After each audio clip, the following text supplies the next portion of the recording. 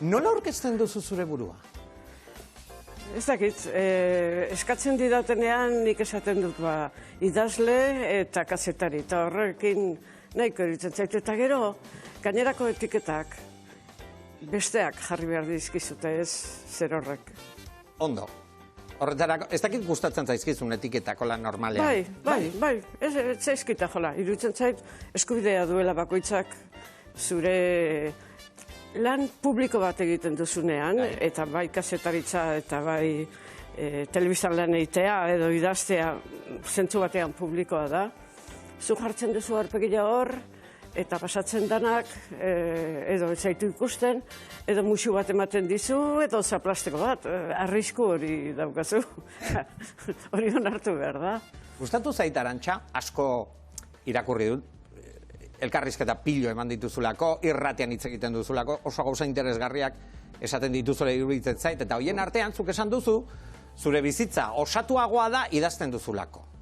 Bai. Eta orduan jakin nahiko nuke, momentu honetan bizitza nola daukasun, osatu ala ez, zerbait idazten ari zaren. Bai, baina ez dakit oraindikan nora helduko dan, baina bai, ari naiz. Baina nondik doa, asuntoa? Ez da fikzio izango.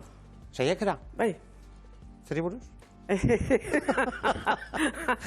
Itxoin, udazkenean esango izut. Ez bai dakit kaira helduko naizen edo itxasoaren erdian geldituko naizen. Errekan zaude oraindik orduan? Bai, oraindik itxasoan. Handik itxasoan? Bai. Ze portu aukeratuko duzu oraindik? Bai. Ondo interesgarria. Horrela egiten duzu lana? Esan nahi dut, itxasoan zehar joaten zara? Bai. Auskalo azken helmuga zein izango ote den? Baditut, iparrorratz bat badaukat,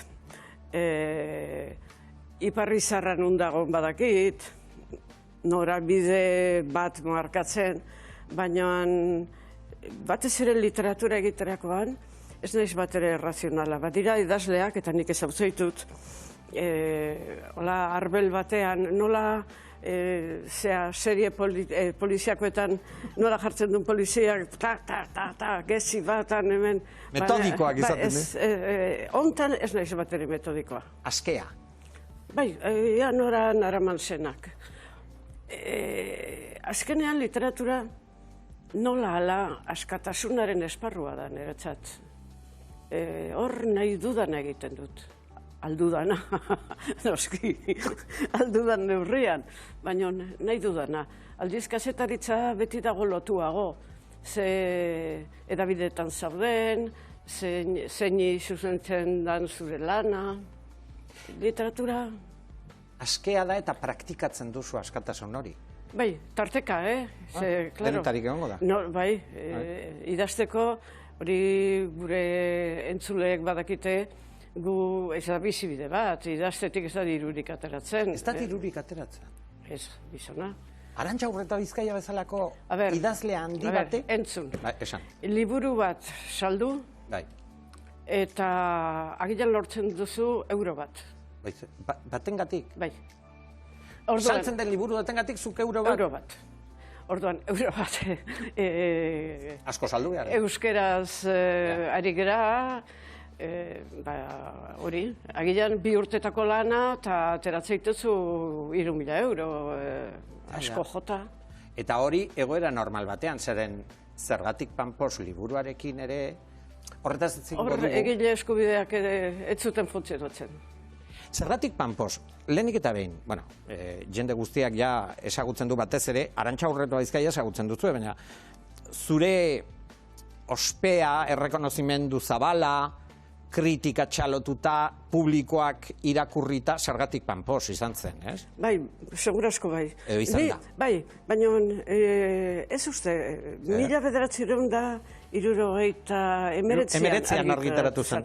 Orduan ez genuen gaurko sistema. Esan nahi dut, ez egon euskerazko egunkaririk, ez egoen irratirik, ez egoen telebistarik, unibertsitatea beranduziagoa zitzan, beraz ez genuen sistema kritiko literario bat, oraindik gu katakunbetatik gatoz. eta katakunbetan egile eskubideak eta ospea eta horrek etzen funtzionatzen. Oraindik ere, euskeraz lanian ari zeranean, jende askorentzat, zure bizi lagun askorentzat ez ezaguna zera. Niri eta edozeinik gertatzen zaio hori.